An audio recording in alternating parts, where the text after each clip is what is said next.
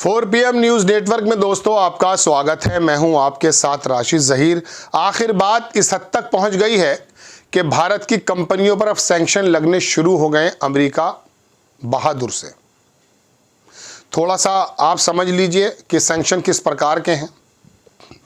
हालांकि दूसरी देशों की कंपनियों पर भी लगे हैं, लेकिन हम यानी कि भारत जब S-400 रूसिया से खरीदा तब भी हम पर सैंक्शन नहीं लगे थे। हालांकि टर्की ने जब खरीदा था 2-2.5 साल पहले, उस पर सैंक्शन लगा दिए गए थे। F-35 इनका जो प्रोग्राम है उससे बाहर भी कर दिया गया था, हालांकि वो नेटो का मेंबर है, लेकिन भारत को हटा दिया गया था चूंकि इंटरेस्ट ज़्यादा थे। आज कनाडा से लेकर अमेरिका और दुनिया के दूसरे मुल्कों में हमारे हालात जो बने हुए हैं उस पर भी सेल्फ एनालिसिस होना बहुत ज़्यादा ज़रूरी है। रशिया से कुछ सामान लेना देना हमें भारी पड़ता जा रहा है। वो कंपनीज़ जो उनसे चिप्स वगैरह का बिजनेस करती हैं, लेना देना करती हैं, उन पर सैंक्शन लगने से क्या हालात होने वाले हैं और हमें किस प्रकार से जवाबदेही करने के लिए मजबूर किया जा रहा है, ये थोड़ा सा समझने की ज़रूरत है। और हालांकि खाली क्या यही बात है, चीन के लिए सबसे बड़ा काउंटर पार्ट यदि कोई क्षेत्र हो सकता था वो तो भारत। मैं आपसे बता रहा हूँ, ना तो हम चीन के उस धड़े में जा पा रहे हैं और अमेरिका से भी अब दूर होते जा रहे हैं। हालांकि इसके अंदर मैं तारीफ़ करना चाहूँगा भारत और भारत की सरकार की, जिस प्रकार से भारत ने रशिया से तेल लेकर के रिफाइन करके दुनिया के दूसरे मुल्कों को बेचकर अपना राजस्व बढ़ाया है। लेकिन एक तरफ ये भी देखा जाना चाहिए कि आखिरकार हम किसी के ज़ेर तसल्लुत नहीं रह सकते, चाहे चीन हो या अमेरिका।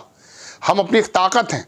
आखिरकार कनाडा और अमेरिका के अंदर ऐसी कौन सी छिचोरी हरकतें हुई हैं जिसकी वजह से जो इल्ज़ामात हमारे पे लगा दिए जा रहे हैं, क्या उसके अंदर अमित शाह का जो नाम उछाला जा रहा है, क्या वो एक्सेप्टेबल है?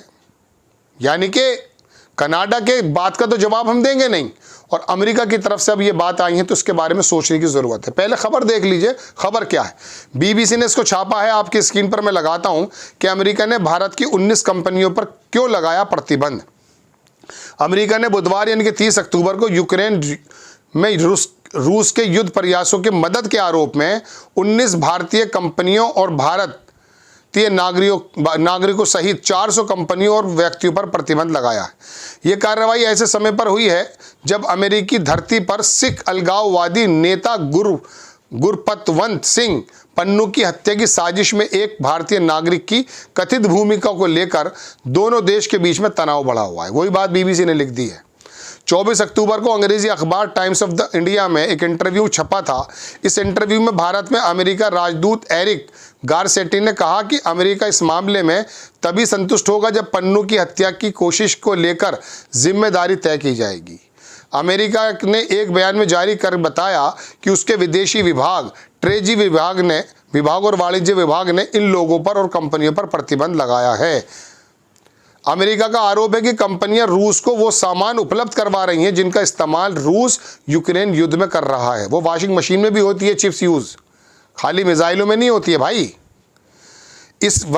इन वस्तुओं में micro electronics, computer, numerical control, IT शामिल है, जिसमें common high priority list CHPA में शामिल किया गया है। इन वस्तुओं की पहचान अमेरिका वाणिज्य विभाग के उद्योग और सुरक्षा ब्यूरो के साथ साथ UK, जापान और यूरोपीय संघ ने की है। ये पहली बार नहीं कि जब अमेरिका ने भारतीय कंपनियों को निशाना बनाया है। इससे पहले नवंबर 2023 में भी एक भारतीय कंपनी पर रूसी सेना की मदद करने के आरोप में प्रतिबंध लगाया है। सवाल यह है कि कौन सी भारतीय कंपनी में भारतीय नागरिक हैं जिन पर यह प्रतिबंध लगाया गया और प्रतिबंध लगाने के पीछे अमेरिका की क्या वजह हैं। एक लंबा बयान है, 120 कंपनी की सूची है, लेकिन मैं आपको सिर्फ वो दिखाना चाहता हूँ कि क्या क्या शिपमेंट भेजें, इसको भी छोड़ दीजिए। भारतीय नागरिकों पर भी कुछ प्रतिबंध है, एक्सपर्ट क्या कहते हैं वो भी अलग छोड़ दीजिए। मैं आपको दरअसल लब्बुलुआब बताना चाहता हूँ। पहले आपको मैं वो ट्रेजरी विभाग का लेटर दिखा देता हूँ। US Department of the Treasury take aim to third country sanction evaders and Russian producer supporting Russia military industrial base.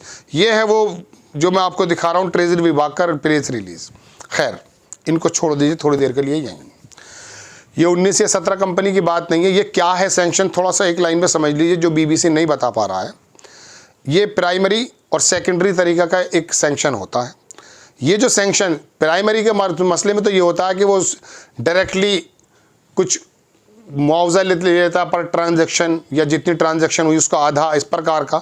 Secondary में क्या होता है कि सपोज करो अमेरिका की, भारत की कंपनी है, वो ताइवान से काम कर रही है, वो बांग्लादेश से काम कर रही है, वो डॉलर में काम नहीं कर सकती, उस पर सैंक्शन है, वो उन कंपनियों के साथ भी काम नहीं कर सकती जिससे अमेरिका का ताल्लुक है, वो भी सैंक्शन उन पे भी लग जाएगा। ये एक सैंक्शन की एक वो होती है, अलग थलग कर देने की बात। लेकिन ये अमेरिका कर क्यों रहा है, बात है ये।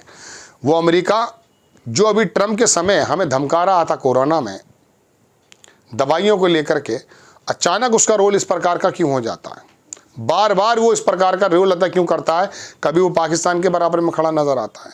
उसके बावजूद भी हम अमेरिका इतना ज़्यादा दौरा कर चुके हैं, यूएई और अमेरिका के दौरे प्रधानमंत्री जी के सबसे ज़्यादा हैं। यूएई के दौरे क्यों हैं, अमेरिका के तो समझ में आते हैं। क्या ये वजह है कि अडानी के पार्टनरशिप वहाँ के बादशाह के भाई के कंपनी में है, क्या वजह है?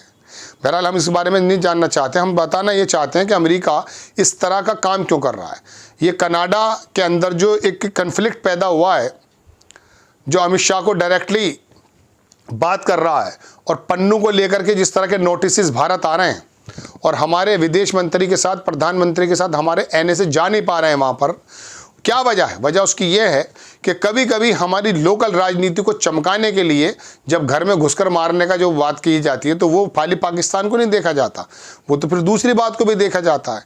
फिर अमेरिका की तरफ से जवाबदेही की जो कोशिश हमसे की जा रही है, वो जवाब ये नहीं है कि इस्तीफ़ा दे दिया है, नहीं, ऐसा नहीं होगा। अब तो बड़ी जिम्मेदारी तय होगी, जो अकाउंटेबिलिटी है उसको तय की जाएगी। तो दोस्तों बात यह है कि वो पन्नू हो या कनाडा का मामला हो, जब हम दूसरे काम भी करने लगते हैं तो ये वाले मसले ऊपर उठ जाते हैं। कौन से दूसरे काम? दूसरे काम वो ये हैं कि रशिया से तेल लिया, इसमें कोई दो राय नहीं, हमारे फ़ायदे की चीज़ थी। लेकिन बात यह है कि ना तो हम अमेरिका के धड़े में जा पा रहे हैं, और ना ही हम चीन ने जो पूरा का पूरा एक प्लेटफॉर्म तैयार कर दिया उसके अंदर कहीं एग्जिस्ट करते हैं। अमेरिका ना इधर के रहे ना उधर के रहे। वजह क्या है? ये जब हमारी लोकल राजनीति अंतर्राष्ट्रीय नीतियों को प्रभावित करने लगेंगी। आपने यदि कोई काम किया भी था तो उसे ये कहना कि घर में घुसकर मारते हैं अब हम, हमारी फितरत में शामिल है, ये एक छिचोरी बात है। ये जियोपॉलिटिक्स के मद्देनज़र बहुत आइडियल बात नहीं है। फिर हम पाकिस्तान की श्रेणी में खड़े हो जाते हैं।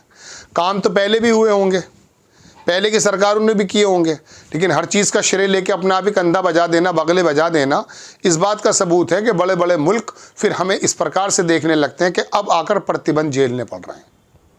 ये प्रतिबंध जो है ना दोस्तों, इसके बारे में आप छोटी बात मत समझिए। ठीक है, ये कुछ कंपनीज़ हैं, लेकिन ये भी समझ लीजिए कि कनाडा के अंदर 2 से 3.5 लाख लोग भारत के स्टूडेंट्स हैं।